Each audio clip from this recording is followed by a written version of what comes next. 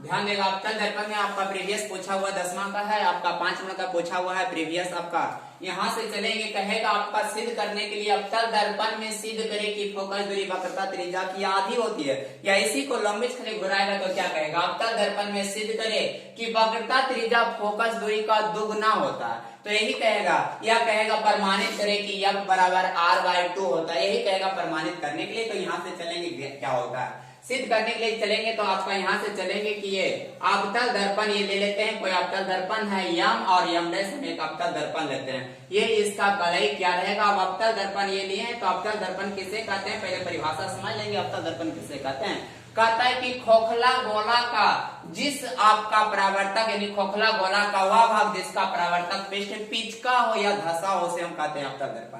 मैंने अवतल दर्पण का परिभाषा होता है कि खोखला गोला का वह भाग जिसका परावर्तक पृष्ठ पिचका हो या धसा हो, उसे हम कहते हैं अवतल दर्पण कहते हैं। तो ये अवतल दर्पण हो जाएगा। और यहाँ आपका कहलाएगा ये ध्रुव। अब ध्रुव का परिभाषा समझ लेंगे, ध्रुव को आपको पी है, क्या ध्रुव होता है, कहता है कि दर्पण के ज्यामितीय मध्य बिंदु को दर्पण का ध्रुव कहता है। ज्यामितीय मध्य बिंदु मतलब इसको माप के इसका मध्य बिंदु को हम कहेंगे ज्यामितीय मध्य बिंदु को दर्पण का ध्रुव कहेंगे, जिसको पी द्वारा सूचित किया जाता है। यहाँ चलेंगे, ये आपका वक्रता केंद्र यानी सी है। वक्रता केंद्र क्या होता है ये समझेंगे, वक्रता केंद्र क्या होता है। वक्रता केंद्र सी क्या होता है, कहता है जिस खोखले गोले का भाग है उस गोले के केंद्र को आपका कहलाता है क्या चीज, वक्रता केंद्र कहता है। हमने जिस खोखले गोला का ये भाग है उस गोले के केंद्र को हम वक्रता केंद्र कहते हैं, जिसे सी द्वारा सूचित किया जाता है। और वक्रता केंद्र और मुख्य फोकस को मिलाने वाली रेखा को कहते हैं प्रधान अक्ष, यानी वक्रता केंद्र और मुख्य आपका ध्रुव को कहता है वक्रता केंद्र और ध्रुव को मिलाने वाली रेखा को कहते हैं प्रधान अक्ष।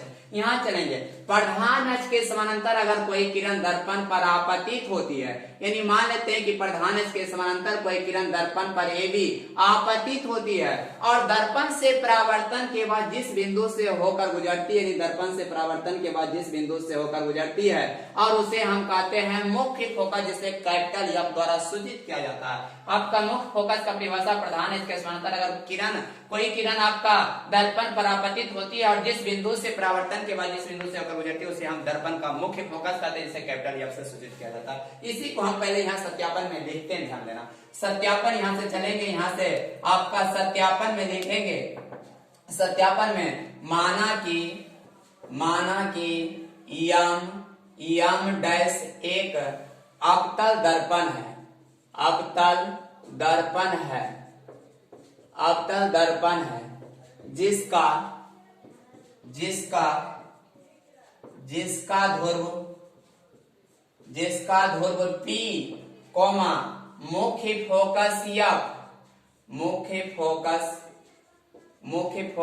F, वक्रता केंद्र C है। यहाँ चलेंगे तो वक्रता केंद्र C है। अब यहाँ से चलेंगे, प्रधान अक्ष के समानांतर आपतित किरण को यानी दर्पण पर पड़ती है, यानी तथा प्रधान अक्ष के समानांतर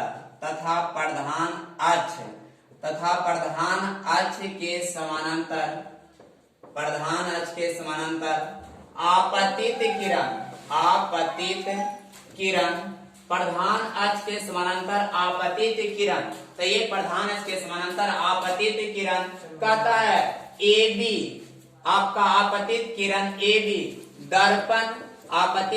AB दर्पण से परावर्तन के बाद, तो आपतित किरण AB दर्पण से परावर्तन के बाद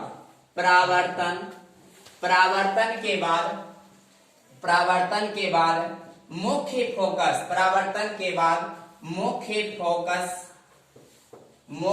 फोकस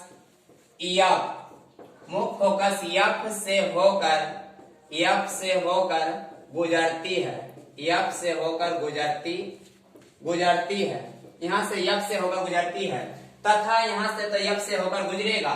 यहाँ से देखेंगे BC है आपका जो गौण अक्ष है। अब ये BC गौण अक्ष क्या कराता है, ध्यान देना। तब BC गौण अक्ष है, यहाँ से देखेंगे तथा BC गौण अक्ष है, यानी BC गौण अक्ष है। अब यहाँ गौण अक्ष, ये BC गौण अक्ष है। अब गौण अक्ष क्या होता है, ध्यान देना। गौनच होता है कि अगर कोई दर्पण ये है और ये आपका ध्रुव है, ये आपका सी वक्रता केंद्र है, ये आपका फोकस है। कहता है गौनच क्या होता है, समझने का प्रयास करना गौनच क्या है। कहता है कि गौनच है प्रधान अक्ष के समानांतर। कहता है कि अगर प्रधान अक्ष के कहता है छोड़कर अगर कोई किरण आपका केंद्र से होकर दर्पण पर पड़ती है उसे हम कहते हैं गौण अक्ष। यानी आपका प्रधान अक्ष के छोड़कर अगर कोई भी किरण आपका केंद्र से होकर जाएगा तो ये कहलाएगा आपका क्या चीज, आपका गौण अक्ष कहलाएगा। यानी ये खैबर रेखा छोड़कर बाकी सभी रेखा कहलाएगा क्या चीज, गौण अक्ष कहलाएगा। यही गौण अक्ष है। तो वही देखिए ना, ये आपको छोड़कर बाकी ये आपका जो आपका काम कर रहा है ये बीसी कहलाएगा क्या चीज, गौण अक्ष कहलाएगा। जो यहाँ गौण अक्ष है वही यहाँ अभिलंब का काम करेंगे ना, बीसी गौण अक्ष है जो कहलाएगा जो अभिलंब का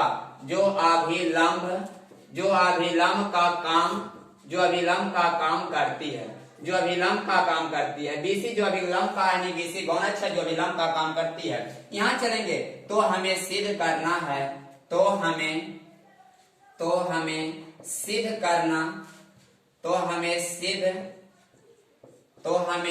करना है कि F बराबर R/2। तो हमें सिद्ध करना है कि F बराबर R/2, यही हमें सिद्ध करना। अब यहाँ से चलेंगे नीचे क्या आएगा ध्यान देना। यहाँ से चलेंगे कि चूंकि आप अभी कह रहे थे बीसी समानांतर AB यानी प्रधान इसके समानांतर कोई किरण AB आप खींचे हैं, तो हम कहेंगे कि चूंकि बीसी समानांतर आपका AB के और बीसी समानांतर AB उन्हें आप कहेंगे उन्हें आपका BC उन्हें क्या काटती है या मिलाती है। यानी BC समानांतर है आपका PC समानांतर AB, तो वही देखें PC समानांतर AB और उन्हें BC काटती है या मिलाती है, वही हमें काटती है या मिलाती है। ये आपका परावर्तित किरण है यानी लौटने वाली किरण, ये परावर्तित किरण है। तो BC यहाँ काटती है। यहाँ अच्छा आप जानते हैं कि जब दो समानांतर रेखा को कोई तीसरी रेखा काटती है तो एकांतर के कोण बराबर होते हैं। जैसे देखेंगे आपका दो समानांतर रेखा यानी AB समानांतर है किसका, CP का यहाँ, और आपको यहाँ से BC उन्हें काटती है या मिलाती है, तो आप जानते हैं कि एकांतर के कोण बराबर होते हैं। ये कोण बराबर ये कोण एकांतर के कोण कहलाता है, एकांतर के कोण आपस में बराबर होता है। तो यही देखिए ना फिगर में ये कोण और ये कोण एकांतर के कोण होता है, ये कोण आपस में बराबर होगा। यानी जब दो समानांतर रेखा को कोई तीसरी रेखा काटती है या मिलाती है तो एकांतर के कोण बराबर होते हैं, ये कोण और ये कोण आपस में बराबर होता है। तो फिगर में देखेंगे कैसे देखेंगे, यहाँ से देखेंगे कि चूंकि आपका ये कोण ABC बराबर है, ये कोण लिखेंगे, कोण जिसको लिखना है उसको बीच में रखते हैं, तो ये हो जाएगा BCF, तो ये हो जाएगा BCF। ये आप लिखेंगे समीकरण आपका कहाँ फर्स्ट लिखेंगे। ये कहां से लिखे हैं, तो एकांतर के कोण से, तो ये लिखेंगे एकांतर के आपका एकांतर के कोण से, तो ये एकांतर के कोण से लिखेंगे, यानी एकांतर के कोण से आपस में बराबर होते हैं, तो ये एकांतर के कोण से लिखेंगे। अब यहाँ चलेंगे एकांतर कोण तो बराबर हो गया। अब यहाँ से चलेंगे क्या आपका प्रकाश के परावर्तन के नियम में आप जानते होंगे। प्रकाश के परावर्तन आपका नियम क्या होता है ये समझने का प्रयास करना है कि प्रकाश का परावर्तन का नियम आप जानते होंगे। प्रकाश का परावर्तन में कि आपतित किरण परावर्तित किरण और अभिलंब तीनों एक बिंदु पर होते हैं और आपतन कोण बराबर होता है परावर्तन कोण। आपतन कोण क्या कहता है ये समझने का प्रयास करना। आपतन कोण यानी आपतित किरण और अभिलंब के बीच बने कोण को आपतन कोण कहते हैं, जिससे आपको स्मॉल आई द्वारा क्या किया जाता है, सूचित किया जाता है, यानी आपको स्मॉल आई द्वारा सूचित किया जाता है। परावर्तित किरण और अभिलंब के बीच बने कोण को परावर्तन कोण कहते हैं, जिससे स्मॉल आर द्वारा सूचित किया जाता है। तो ही होगा आपतित किरण और अभिलंब के बीच बने कोण को आपतन कोण कहते हैं, जिससे स्मॉल आर द्वारा सूचित किया जाता है। परावर्तित किरण और अभिलंब के बीच बने कोण को परावर्तन कोण कहते हैं और स्मॉल आर द्वारा सूचित किया जाता है। प्रकाश के परावर्तन के नियम से जानते हैं कि आपतन कोण बराबर परावर्तन कोण होता है। तो यहाँ से लिखेंगे कि यानी कोण हमें लिखेंगे कोण ABC, यानी आपतन कोण आई लिखे। अब ये कोण लिखेंगे तो BC आपका CBF या FBC, तो ये लिखेंगे आपका क्या चीज CBF। ये आपका समीकरण सेकंड हो जाएगा, लेकिन ये आपका होगा परावर्तन के नियम से, नहीं प्रकाश के परावर्तन के नियम से। तो यहाँ देखेंगे परावर्तन के नियम से, तो ये प्रकाश के परावर्तन के नियम से लिखेंगे कि कोण आई बराबर कोण आर होता है, वही प्रकाश के परावर्तन के नियम से लिखेंगे क्या चीज आपका प्रकाश के परावर्तन से नहीं कोण आई बराबर कोण क्या चीज आर, प्रकाश के परावर्तन के नियम से लिखें यही लिखें कि कोण आपका ए बी सी बराबर सी बी एफ, यानी कोण आपका क्या है बराबर है। और हम जानते हैं कि जिस समीकरण का LHS बराबर दूसरे समीकरण का LHS बराबर, तो दोनों समीकरण का LHS क्या होगा बराबर होगा। इसी को समझाने के लिए हम ऐसा बोलते हैं कि अगर ये राम है ये श्याम है, दोनों अलग अलग है, तो कोई व्यक्ति का नाम लेते हैं, ये दोनों सेम है तो कुछ हम रुपए रख लेते हैं कि राम के पास 10 रुपया श्याम के पास 10 रुपया, तो राम और श्याम आपस में क्या होगा बराबर होगा, क्योंकि 10-10 दोनों के पास है तो राम और श्याम आपस में बराबर होगा। तो यही को हम लिखते हैं समीकरण आपका समीकरण फर्स्ट और सेकेंड से, समीकरण फर्स्ट और सेकेंड से यहाँ से हम पाते हैं क्या चीज दोनों समीकरण आपस में क्या होगा बराबर होगा। तो यही लिखते हैं कि कोण बी सी एफ बराबर कोण सी बी एफ, यानी आपस में क्या हो जाएगा ये दोनों कोण आपस में बराबर होता है, तो उसी को हम ये दोनों कोण आपस में बराबर लिखे। यहाँ के बाद चलेंगे ध्यान देना, अच्छा ये दोनों कोण है कहाँ, फिगर में देखेंगे ये दोनों कोण है कहाँ, कर है बी सी एफ, तो ये हो जाएगा बी सी एफ यानी ये कोण। आगे चलेंगे सी बी एफ, तो सी बी एफ यानी ये कोण, यानी ये कोण और ये कोण आपस में कह रहा है बराबर है, यानी ये दोनों कोण आपस में बराबर है। तो ये देखिए नहीं केवल त्रिभुज में बन रहा है, यानी त्रिभुज बन रहा है बी सी एफ में, यही त्रिभुज को यहाँ पर हम उठा हुए आते हैं, आप समझने का प्रयास करना, यानी ये हो जाएगा एफ, ये हो जाएगा सी, ये हो जाएगा बी, ये देखेंगे ये बी है, तो ये दोनों कोण कह रहा है आपस में बराबर होता है। हम जानते हैं कि समान कोणों के सम्मुख भुजाएं आपस में क्या होते हैं बराबर, यानी समद्विबाहु त्रिभुज में आप पढ़े होंगे कि वैसा त्रिभुज जिसका दो भुजाएं बराबर होता है तो उसके आधार पर का कोण भी बराबर होता है, उसका उल्टा भी कहना सही है कि अगर आधार पर के कोण बराबर है तो उसका दो भुजा आपस में क्या होगा बराबर होगा। तो इस समद्विबाहु त्रिभुज में हम कहेंगे कि जानते हैं समान कोणों के समूह भुजाएं, ये दोनों कोण समान है तो इसके सामने वाला ये वाला भुजा और इसके सामने के वाला भुजा आपस में क्या होगा बराबर होगा, यानी हम कहेंगे कि BC बराबर होगा क्या चीज का BF का। तो यही हम लिखेंगे कि दोनों की कोण बराबर है तो समान कोणों के समूह भुजाएं से आपस में कहेंगे बराबर। लेकिन ये कैसा त्रिभुज में है, यानी त्रिभुज आपका है BCF में है, तो ये BCF में है तो हम कहेंगे कि हम जानते हैं समान कोणों की सम्मुख भुजाएं, सम्मुख का है मतलब सामने की भुजा, समान कोणों की सम्मुख भुजाएं आपस में बराबर होती है, समान कोणों के समूह भुजाएं आपस में बराबर होती है, तो वही हो जाएगा समान कोणों के समूह भुजाएं आपस में बराबर होती है, तो ये आपस में बराबर होगा। तो लिखिए बराबर होगा तो इसके सामने का ये वाला भुजा और इसके सामने के भुजा आपस में बराबर होगा, तो हम लिखेंगे कि CF बराबर होगा किसका BF का, तो वही हम लिखेंगे CF बराबर होगा किसका BF का। यहाँ तक तो सही है। अब आगे चलेंगे, ये हम मान लेते हैं ये समीकरण, इसके रूप में भी हम मान लेते हैं, इसको समीकरण मान लेते हैं कितना, इसको मान लेते हैं समीकरण आपका 3 मान लेते हैं, ये आपका दोनों समीकरण आपस में बराबर, यहाँ से हम लिखे समीकरण 3। अब यहाँ से देखेंगे क्या लिखेंगे, लेकिन यदि हम कहते हैं कि अगर दर्पण का द्वारा को छोटा लिया जाए, मतलब दर्पण का द्वारा क्या कहलाता है समझेंगे। कहता है दर्पण की चौड़ाई को ही कहते हैं दर्पण का क्या चीज द्वारा कहलाता है, तो ये दर्पण का द्वारा कहलाता है, तो ये दर्पण का द्वारक है। लेकिन हम कहते हैं कि अगर दर्पण का द्वारा को छोटा लिया जाए, मतलब बहुत छोटा हो, तो अगर दर्पण का द्वारा को छोटा लिया जाए तो क्या होगा समझने का प्रयास करना। जैसे दर्पण इतना बड़ा है तो हम द्वारा छोटा लेंगे तो इतना बड़ा होगा, और इतना बड़ा होगा, इतना बड़ा और लेंगे छोटा तो आपका इस प्रकार से छोटा दिख रहेगा। लेकिन जैसे ही छोटा जाएगा तो ये वाला बिंदु क्या होगा धीरे धीरे नीचे होते जाएगा, और इतना नीचे हो जाएगा कि एक समय ऐसा भी हो सकता है कि P के लगभग क्या हो जाएगा B वाला, यानी B जो बिंदु है P के लगभग क्या होगा नजदीक होगा, उसी पर नहीं होगा। अगर उसी पर हो जाएगा तो समपाती हो जाएगा, तो नहीं कहता है B वाला यानी बिंदु P के लगभग क्या हो जाएगा नजदीक हो जाएगा, नहीं लगभग उसका क्या होगा बराबर होगा। तो यही हमें करेंगे, यहाँ से क्या चीज ध्यान देना। लेकिन यहाँ से हम लिखेंगे, अब ये समझने का प्रयास करना। लेकिन हम कहते हैं कि यदि दर्पण का द्वारक छोटा लिया जाए, नहीं छोटा हो, यदि दर्पण का द्वारक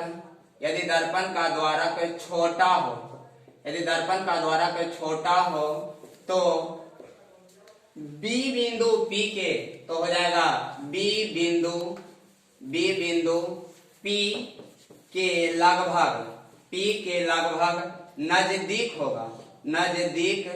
नजदीक होगा, मतलब P वाला बिंदु जो होगा, B वाला बिंदु होगा P के लगभग आपका क्या होगा, नजदीक होगा, यानी उसके लगभग बराबर होगा, यानी नजदीक होगा। तो यही नजदीक होगा, तो यहाँ से हम कहेंगे कि अगर नजदीक होगा, P वाला यहाँ चलाएगा तो हम कहेंगे कि जैसी वाला आएगा तो धीरे धीरे ये वाला क्या होगा, नीचे आएगा। तो ये वाला जैसी आपका ये लगभग नजदीक आएगा तो ये वाला जो B अप है यानी वो धीरे धीरे आपका नीचे हो जाएगा, यानी हम कहेंगे कि B अप लगभग किसके बराबर हो जाएगा, पीएफ के बराबर होगा। तो यहाँ से हम देखेंगे कि चूंकि आपका हो जाएगा आपका यहाँ से पीएफ बराबर आपका बीएफ, या आप कह सकते हैं बीएफ बराबर पीएफ, या पीएफ बराबर हो जाएगा बीएफ। उसी को हम लिखें कि पीएफ बराबर हो जाएगा किसका, बीएफ का। ये हम मान लेते हैं समीकरण कितना, ये हम मान लेते हैं समीकरण आपका, ये मान लेते हैं समीकरण आपका 4 मान लेते हैं। तो देखिए ने समीकरण 3 और आपका समीकरण 4 से क्या आपको प्राप्त होता है, देखेंगे। समीकरण आपका 3 में देख रहे हैं कि आरएचएस में, समीकरण 4 में आरएचएस में दोनों का बराबर है। तो हम जानते हैं कि जिस समीकरण का अगर आरएचएस और आरएचएस अगर बराबर रहेगा तो वही दोनों समीकरण का एलएचएस भी आपस में क्या होता है, बराबर होता है। उसी को समझने के लिए हम बोलते हैं ऐसा कि राम के पास अगर 10 रुपया और श्याम के पास भी 10 रुपया तो राम और श्याम आपस में बराबर होंगे। तो यही हम लिखेंगे यहाँ से समीकरण आपका कितना से, तो यहाँ से लिखेंगे समीकरण यानी 3 और 4 से, समीकरण 3 और 4 से। तो समीकरण 3 और 4 से यानी हम यहाँ से गाते हैं यानी ज्ञात करते हैं समीकरण 3 और 4 से, यानी CF बराबर हो जाएगा किसका, PF का। तो यानी यहाँ से लिखेंगे कि चूंकि हम समीकरण जानते हैं कि CF बराबर होगा PF का, ये समीकरण 3 और 4 से हम जानते हैं कि CF बराबर PF होगा। यहाँ से ध्यान देना, चूंकि हम ऐसा लिख सकते हैं, हाँ या नहीं बोलना, समझने का प्रयास करना। यानी हम लिखेंगे PC बराबर, यानी हम ऐसा लिखते हैं क्यों, आगे समझ में आएगा। PC बराबर हम लिख सकते हैं CF प्लस आपका क्या चीज, PF, यानी हम यहाँ से लिखेंगे CF प्लस PF। ये ऐसा क्यों लिखे, ध्यान देना। PC बराबर लिख रहे हैं हम यहाँ से CF और प्लस क्या चीज, PF। तो ये हम लिखें PC बराबर CF प्लस PF। यहाँ से लिखेंगे PC है तो PC रहने दीजिए, और बराबर, अच्छा CF आपका CF है तो ये तो CF है, लेकिन आप कह रहा है ऊपर में देखिए नहीं लिखा हुआ है CF बराबर क्या है आपका PF। तो क्या CF के जगह पर हम PF रख देंगे तो कोई दिक्कत होगा, यानी CF बराबर PF, तो वही CF के जगह पर हम रख देते हैं क्या चीज, PF। और PF पहले से था तो PF रहने दीजिए, ये PF हम रख दिए। आपका यहाँ से हो जाएगा आप PC बराबर होगा PF और PF मिलके क्या चीज, 2PF। तो ये हो जाएगा आपका कितना, 2PF हो जाएगा। अब यहाँ से समझने का प्रयास करना, क्या होता है समझने का प्रयास करना। जैसे यहाँ से हम कहते हैं ध्रुव और मुख्य फोकस के बीच की दूरी को फोकस दूरी कहते हैं, जैसे हम स्मॉल एफ से क्या करते हैं, सूचित करते हैं। यानी ध्रुव और मुख्य आपका फोकस के बीच की दूरी को फोकस दूरी कहते हैं, जिसे हम स्मॉल एफ से क्या करते हैं, सूचित करते हैं। यानी हम यहाँ से ध्यान देना, कहता है ध्रुव और मुख्य फोकस के बीच की दूरी को फोकस दूरी कहते हैं, जिसे स्मॉल एफ से सूचित करते हैं, स्मॉल एफ। और आएंगे, कहता है ध्रुव और वक्रता केंद्र के बीच की दूरी को वक्रता त्रिज्या कहते हैं, जिसे हम कैपिटल R द्वारा सूचित करते हैं। यानी ध्रुव और वक्रता केंद्र के बीच की दूरी को कहते हैं आपका वक्रता त्रिज्या, जिसे कैपिटल R द्वारा सूचित किया जाता है। तो देखिए PC है तो PC को आप क्या लिखेगा, R, यानी आपका वक्रता त्रिज्या यानी R। 2 है तो 2, और PF है तो PF को आप कह रहे हैं ध्रुव और मुख्य फोकस के बीच की दूरी को फोकस दूरी कहते हैं, जिसे स्मॉल एफ से सूचित करते हैं। यही को हम लिखेंगे। इसलिए एफ बराबर अगर पूछेगा तो एफ बराबर होगा जो गुना है दूसरे साइड के भागा में नहीं हो जाएगा R/2, यानी जिसके बारे में पूछेगा उसे अकेले रखते हैं। तो यहाँ से हो जाएगा एफ बराबर क्या चीज, R/2। यही आपका आपका दर्पण में ये सिद्ध हुआ, यही आपका प्रूफ हो जाएगा। आपका दर्पण में क्या हुआ, साबित हुआ। नहीं आपका दर्पण में कहेगा तो ये फिगर बना के, उत्तर दर्पण में कहेगा तो उसका फिगर अलग बनेगा, नहीं उत्तर दर्पण में। तो यही एफ बराबर R/2 क्या होगा, सिद्ध होगा। तो यहाँ तक आप बनाएंगे तो 5 नंबर का आपका मिलेगा, और आपका पूरा 5 नंबर मिलेंगे। आप बारीकी ढंग से अपना वीडियो को ठीक करेंगे, ध्यान दें।